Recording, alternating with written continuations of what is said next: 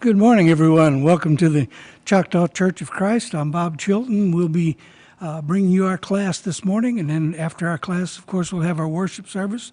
We invite you to stay with us. And this morning, as we begin, again, our Tabernacle Biography, we'll begin it with a quick review. If you remember some of the things we've already covered, we covered the gate, which was the separation between the unholy and the holy. The only way to come into the presence of the Almighty was through that gate. It was a wide gate and welcoming gate. It was very beautiful looking, especially in the middle of those desert areas that they were at. But it was still reserved for only the Hebrew male to come through that gate. So there was still that separation, and even more so past that altar of sacrifice. Well, the altar of sacrifice was the second thing we looked at. It was a place of sacrifice for sins. It was a place of death for the victims, the animals that were slaughtered there. It was a place for offerings, to bring that to God and say, I'm sorry, for forgiveness.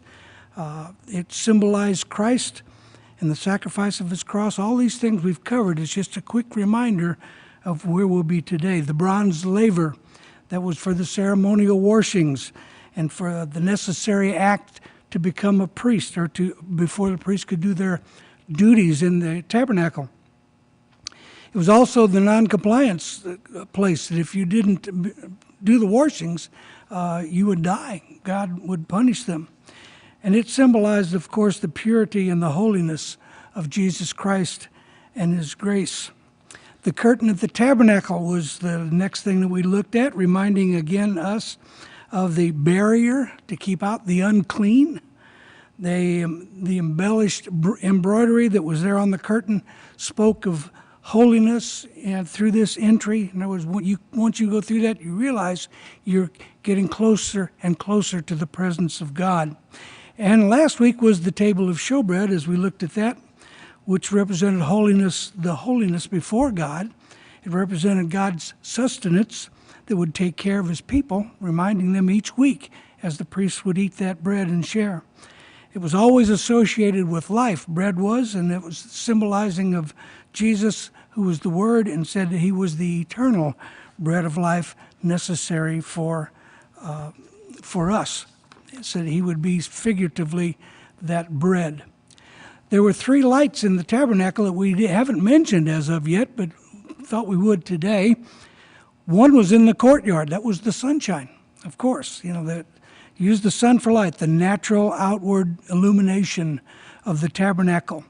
The second light, if you would, was the lampstand, the inward light, lighting the inside of the tabernacle and chasing out the darkness, if you would.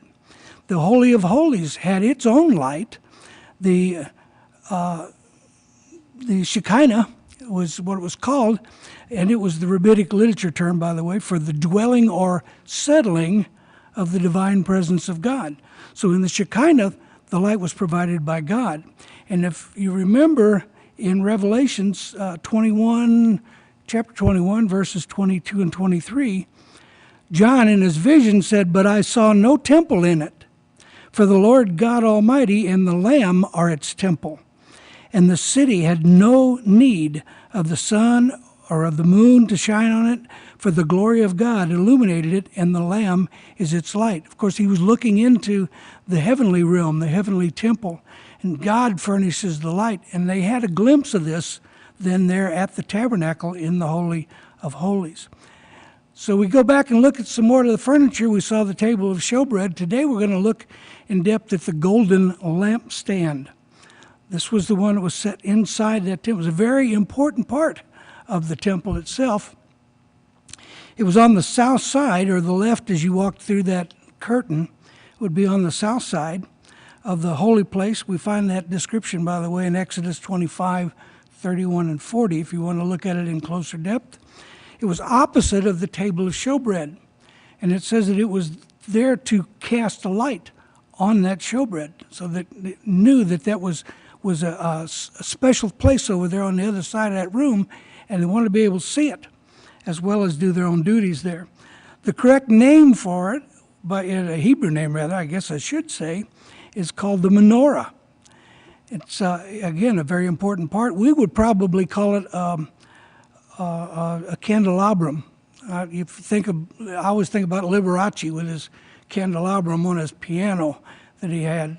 But if I say Liberace, there's a whole lot of people saying, "Who is that?" So it shows how old I am, I guess. But maybe you'll remember him. But he had a candelabra always set on that piano.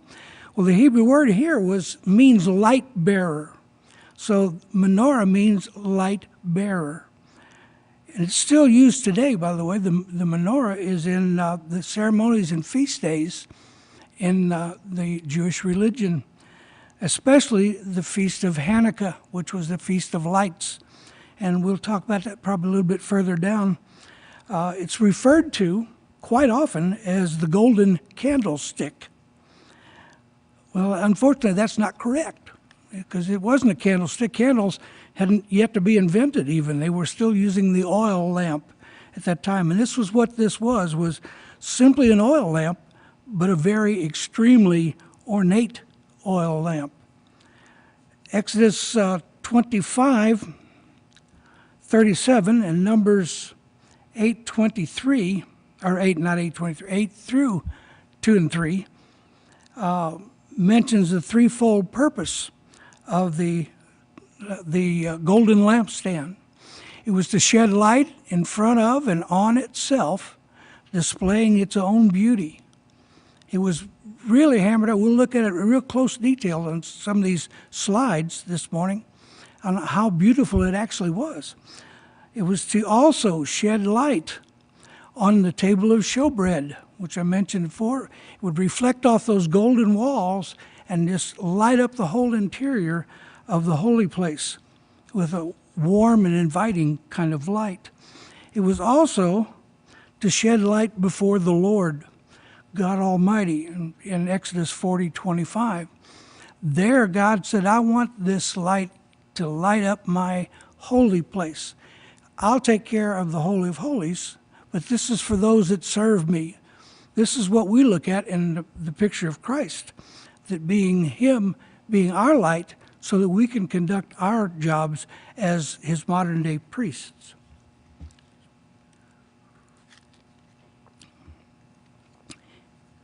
It was the light off of the lampstand that allowed the priests to work. Otherwise, it was pitch black. There was no windows in the tabernacle. They needed that light. It was necessary. And just like us, we need the light. It's necessary for us as well.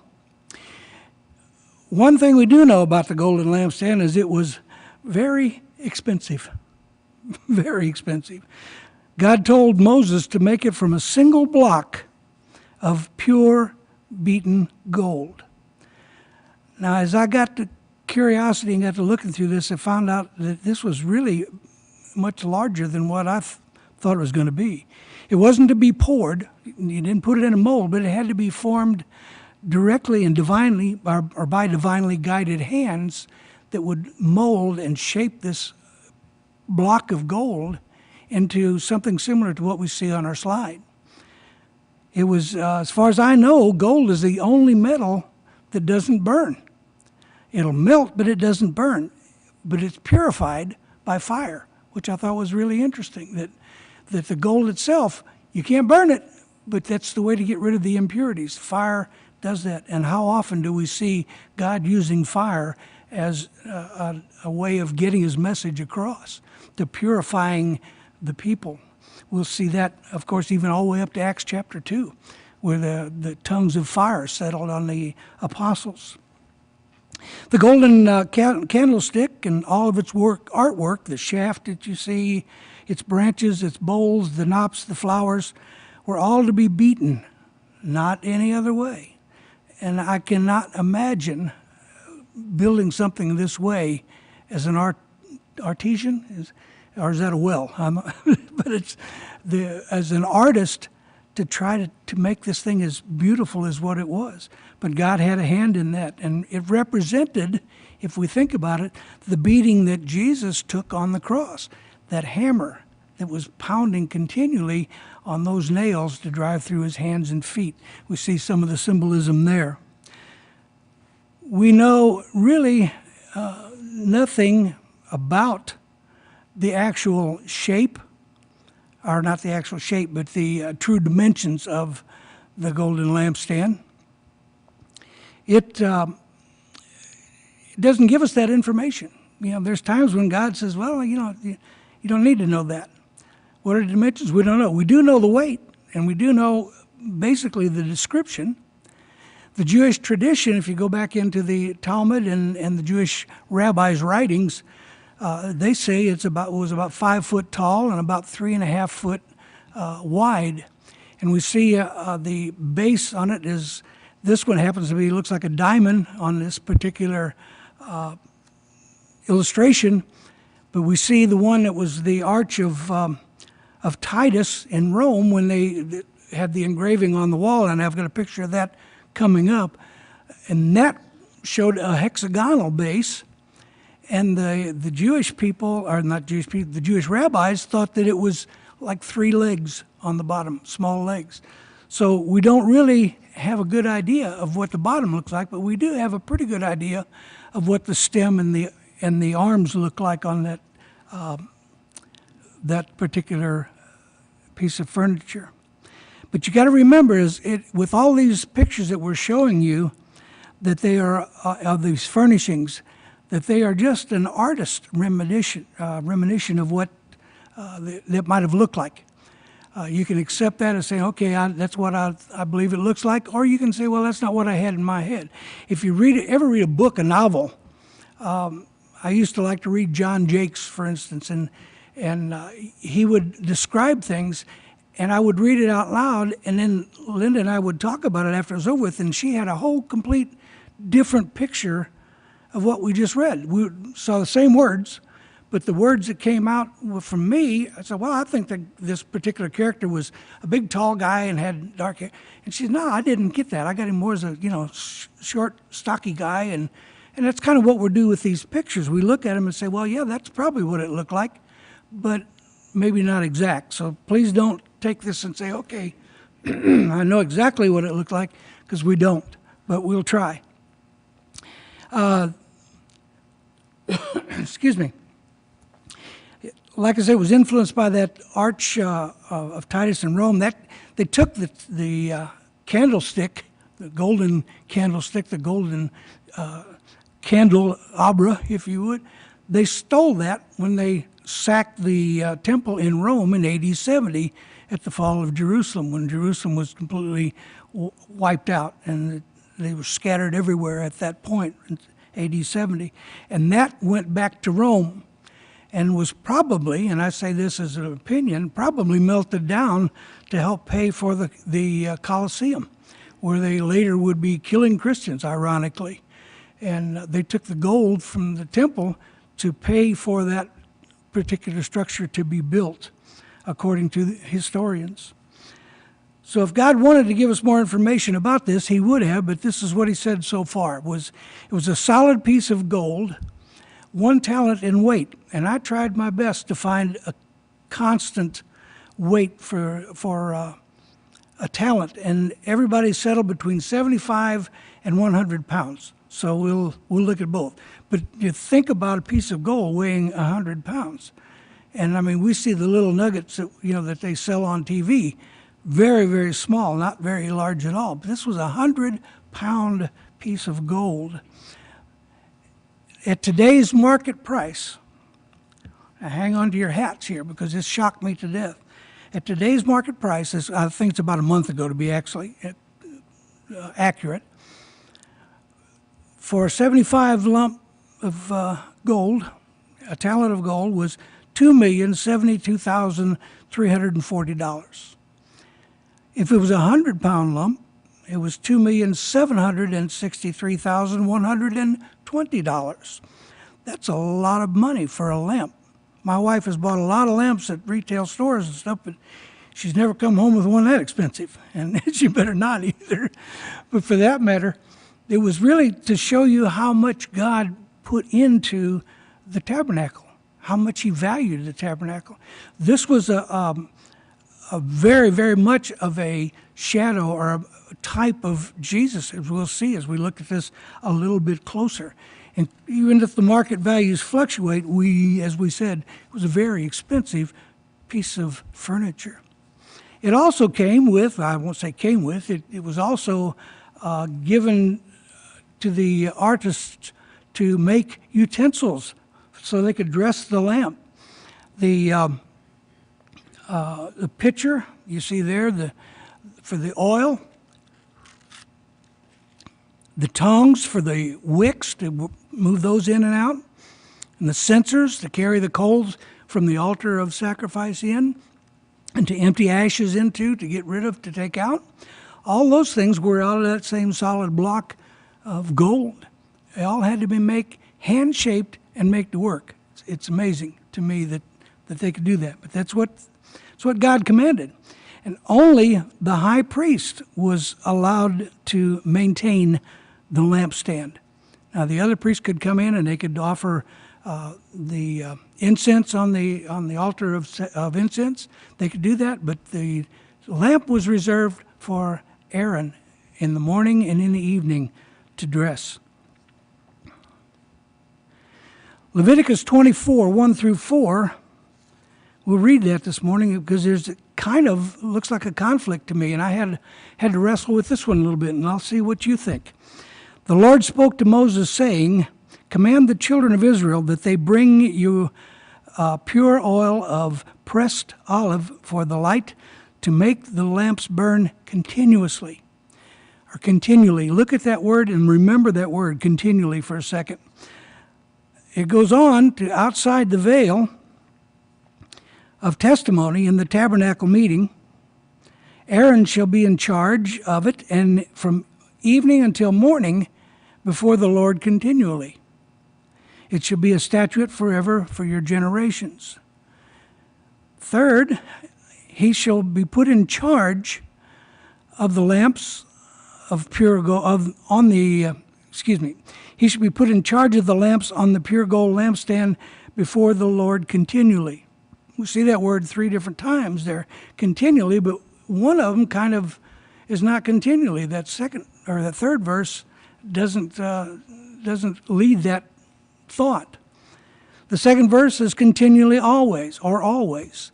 The third verse implies a period where they may not be lit. And then the fourth verse charges Aaron in charge of the lamp before the Lord to do so continually. So did it burn all the time, or did they have times where it didn't burn?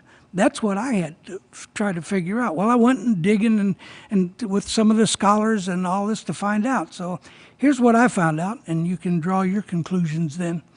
To resolve the apparent contradiction, or the harmonize the scriptures, if you would, the original Hebrew word was tamid, which equaled continually or always, and it was usually translated as a verb, something we do. But this one was translated probably, and more than likely, to make him not in conflicts. When they translated it as an adverb or an adjective, it means regularly. And that makes sense. If you substitute continually with regularly, which makes it burn then before the Lord in the evening until morning, and not burn in the meantime, but regularly on a daily basis, every day, they would see this thing. And that was the reason why God could say, do this continually, do this regularly. This is what I'm asking you to do each and every day, morning and evening. Dress those lamps out and do whatever you can. Let's look at that candlestick a little closer now. We're going to look at the details if we could. What did it look like? Well, you can see the shaft in the middle. That kind of jumps out at you almost. It's a little taller. Right there in the center, it's the column of the lampstand, or center of the column of the lampstand. It reminds us of John 15:5. If we think about it, I am the vine and ye are the branches. If we see the resemblance, that type and antitype again, this is the type of Jesus. He's that center, he's the vine, and these branches spring forth from Jesus. That's what we say or what John says. The branches had 3 on each side, and they were attached to the stem. Remember, this is all one piece. There's no seams and just one continuous part as we go through here. The words come out, to translate this thing, is the way those arms come out as being the same thing we would say as they begat. Okay, that's one way of saying it. It translates out of the thigh or the loins as a redemption of the children. When we say, well, the Hebrew children sprung from the loins of Abraham. Okay, we see that in Judges and in Genesis 46, that this is what it looked like. So this is the terminology that the Hebrews felt, that this sprang from that center post in there.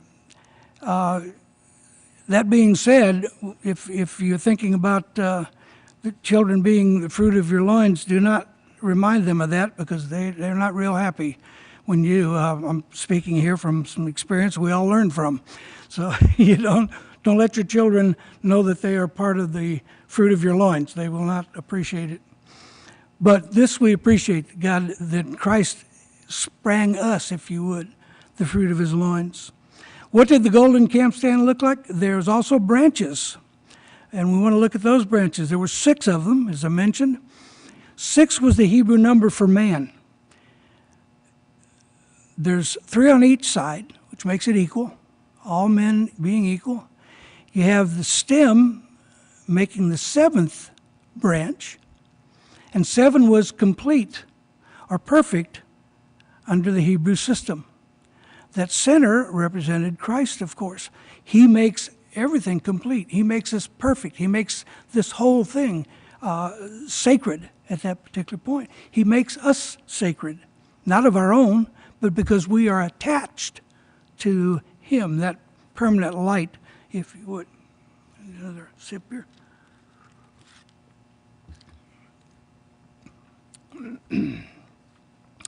Some of the Jewish traditions say that the branches were straight. They weren't curved. We see the curved ones, and again, primarily because of that, the pictures, the artist renditions that we have seen over the years. But it did represent Jesus as the light, as we see in Romans 8:12. I am the light, Jesus said exactly. I'm the light of the world, he said. He was not only the light, but he made the light. If you really think back, Genesis 1 and 3, God said, let there be light. His word created light. So Jesus was not only the light, but he created the light. He made the light. He was the light. So it's important that we see that connection in the golden lampstand in the Holy of Holies. It's very important that we see that connection, because that's what God intended on us seeing. I really believe that. Matthew 5:14 says not only was Jesus the light of the world, he asked us as Christians to be the light. He said, you are the light of the world. We are to be that light and shining in resemblance of Christ himself and in representation of Jesus. When people look at us, they should see that light. They also looked very much like almond branches. These are the bowls. We'll look at the bowls and the ends of the branches in just a second. But we see that there's a mention of almonds so much, and we'll look at that in the next slide in just a second. But it was very important about almonds. Almonds were the first fruit to bloom in the Promised Land. In the spring, it was the first one to show up. It was the first blossoms, kind of like our Bradford pears are here in Oklahoma. When you see those Bradford pears popping out almost overnight, and you've got white blossoms everywhere. And we think, okay, spring is here now because of those flowers showing us. Well, we got the same thing with these almond blossoms popped out in the springtime for those Israelites, and they recognized that this was the time early that things were coming. It was the firstborn, if you would. We'll use that terminology as well. Numbers 17:7 and 8 said that it turns out to be a proof that Aaron was to be the high priest. Moses, the people were rebelling against Moses and Aaron's authority. They say, you're taking too much on yourself. Who appointed you? Who made you king of the rock? So you're on the top, you think, well, we don't think so.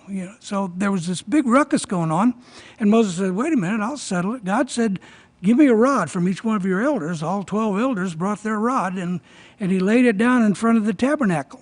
And when he laid it down in front of the tabernacle, Aaron's rod the next morning had bloomed and flowered and produced almonds. That very first thing. He's the firstborn. None of the others did that. None of the others, they were just flat. So it was a confirmation that Aaron was the one that God wanted to be the high priest.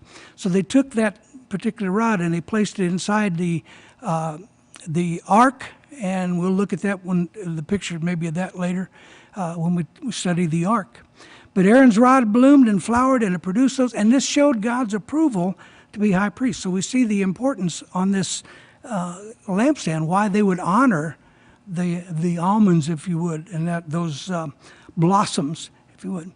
They each of the lamps were patterned after the open almond flowers as they begin to open, and they were meaning of the awakening. Again, the first fruits, if you would, of the candle or the lampstand. So we're seeing that as Jesus being the first fruits. He said that he's the first one to rise from the dead. Not that there hadn't been somebody done before. We know we've seen examples of that. But Jesus was the one that was raised for a purpose, not as an example, but a purpose, because his resurrection meant that we can be resurrected. So it contained pure olive oil. It was pure pressed olive oil. I'm going to emphasize the pressed part. It's still used today, by the way, in religious ceremonies, like in the Hanukkah, where they light the lights. The oil was prominent in anointing of kings. Saul was anointed. David was anointed. Jesus was anointed, if you remember. He talked about that when he said, "She's preparing me. I am being anointed." The Messiah was actually the word that meant the anointed. And Jesus said he was the Messiah. We know that he was the Messiah. He was the anointed one, the one chosen from God. There was about 9 ounces in one of those little cups, along with a wick, and they would light that, and it would burn all night. And the next morning they would come in and they would clip the burnt ends off and what they call dressing those lamps. It was a representation of the Spirit of God. If you think about that wick coming out and producing the flame. Acts chapter 2, again, we mentioned that the flame settled on the apostles like flaming tongues of fire. The fire is used a lot. But remember that the flame is not the light. The flame produces a light. It reveals the light, but it's not the light. That Jesus was the light. He produced the light, but the flame was revealed with his Spirit to us. That's why we see Jesus as that light.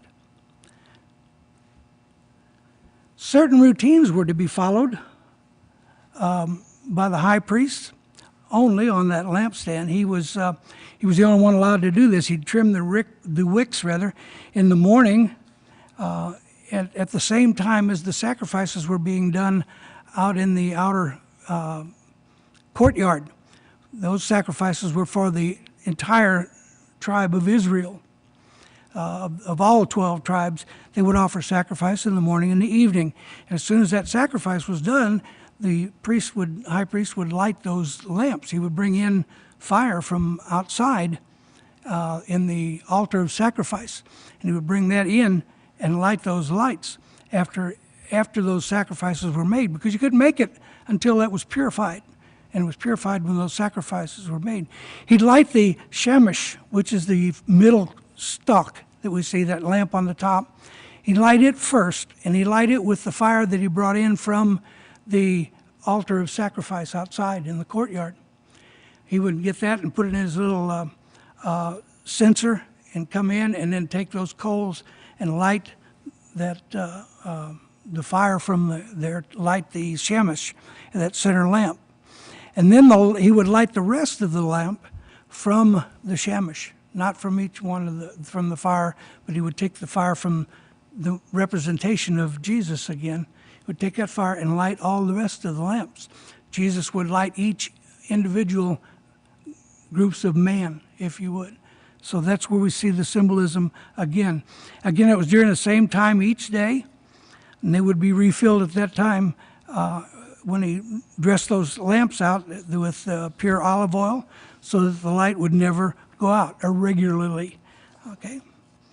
All right, let's keep moving here. We're getting closer on time. I don't want to run too far.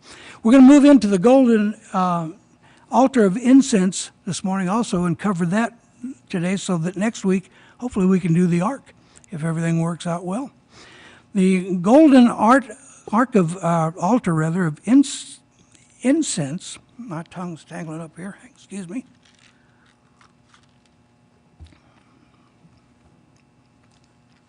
The golden altar of incense was located in the front of the separation veil. That it's not to be confused now with the altar, the bronze altar that's out in the courtyard. This was inside the tabernacle itself, in the Holy of Holies, and it was right up against the veil. It was made of acacia wood, and it was covered in gold. You remember we talked about that when we had the showbread table, that it was made out of acacia wood and was coated with a gold plate. Same way here with the altar of incense, it was done the same way. We see that description in Exodus 31:10 and 34:28 verses. It was a cubit square by 2 cubits high. That was about, a cubit was 18 inches. So it was about 18 inches in the square, and then it was almost 3 foot high when it was setting in there. It was to burn continuously as a pleasing aroma. It had a crown of gold, just like the showbread table, around the top, and it had a horn on each corner of the altar. And that horn, again, represented power, represented someone in charge, and this was right in front of the Holy of Holies, and it had to have blood sprinkled on it on the Day of Atonement, so that it was remembered that that was where God was listening to prayers, and we'll see that in a second. It was right in front of that final curtain, that curtain that goes into the Holy of Holies, separating it from everything else. The Holy of Holies was exactly that. It was no trespassing until one day of the year, and that was on the Day of Atonement. And only the high priest could go in at that point. And again, we see where that happens. It gets destroyed at the crucifixion when Jesus said, "It's finished." The temple curtain, which was over 60 foot tall, got ripped from the top down and opened up, showing that no longer was there a separation between man and God. And it's always been amazing to me to think about how that would affect those priests that normally couldn't go under but once a year, and to look up and suddenly see that curtain ripped from the top. There was no way they could get to the top. They could have ripped it at the bottom, but they couldn't get to the top to tear it for sure. So anyway, I got sidetracked there a little bit. Let's look at the symbolic prayers of the saints in Revelations 5 and 8. God talks about those bowls full of prayers from the saints as being an incense, so to speak, to God, a sweet smell. Something was brought to God's presence. Okay, so the priest would bring the fire from. Well, this was, I've mentioned, it was closest face to face. Okay, 1 year each day, the Day of Atonement would bring it to the altar. The priests were to burn this incense every morning and every evening after they dressed the lamps, at the same time that the daily burnt offerings were made outside. They'd still be smelling that smoke on the outside, but inside you'd be smelling the sweet aroma of this incense. Would be killing that scent of sin and the offering that's been made for it.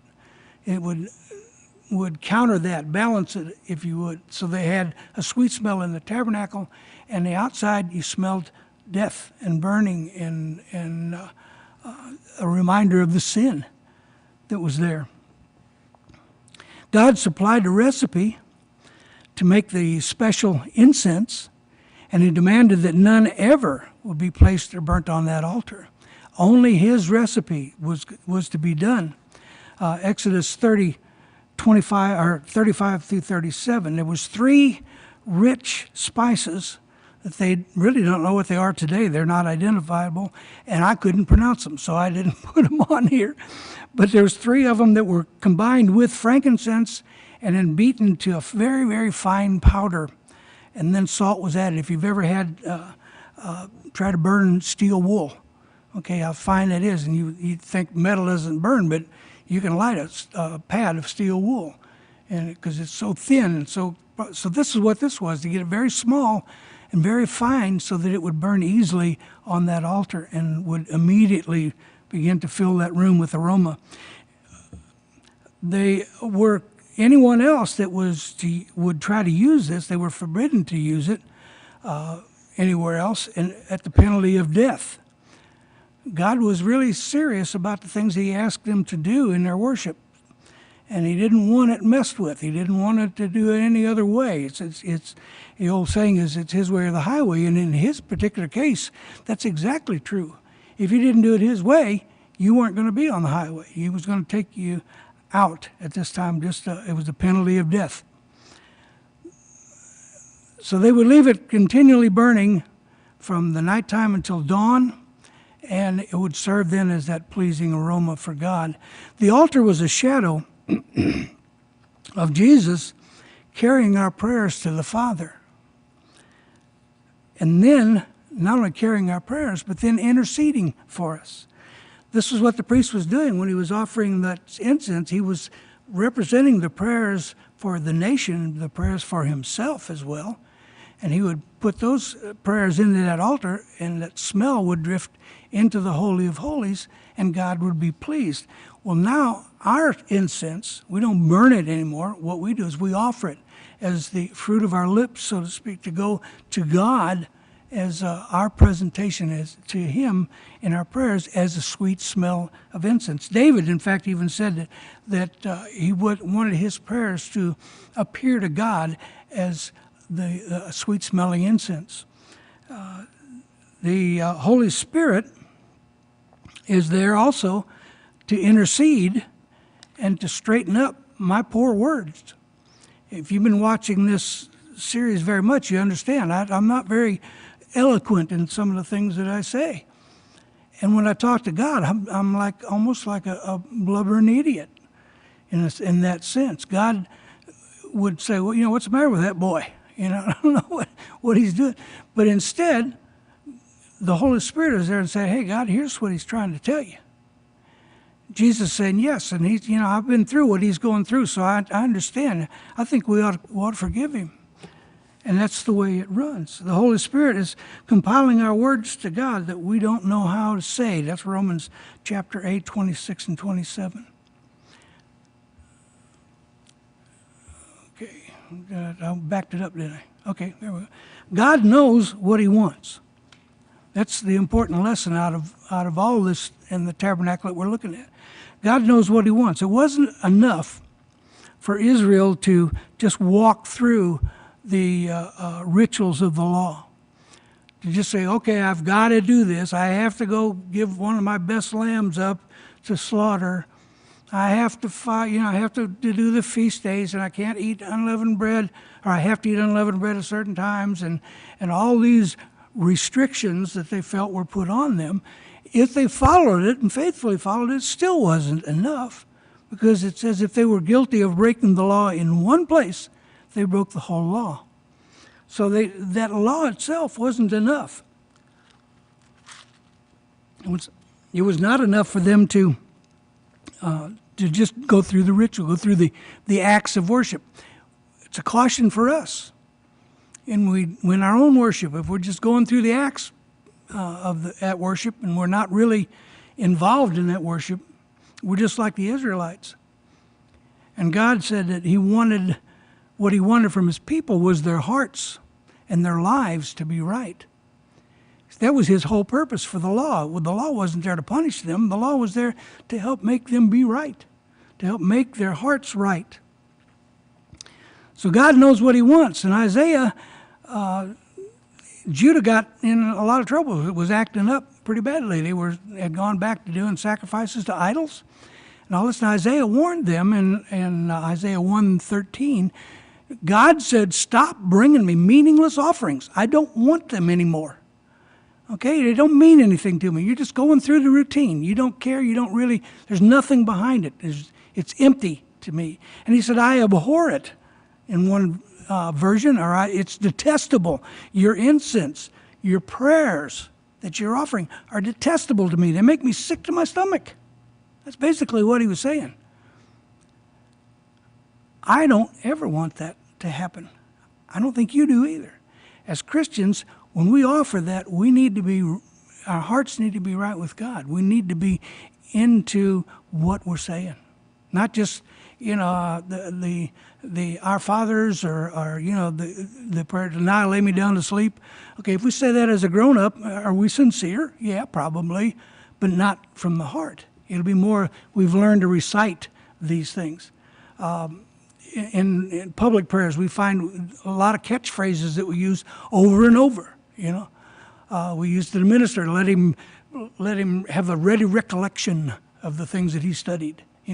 We hear that all the time. Nothing wrong with it, but if we're not careful, it doesn't mean anything to us anymore. And we need to know what we're saying and when we're saying it and make it mean something to us.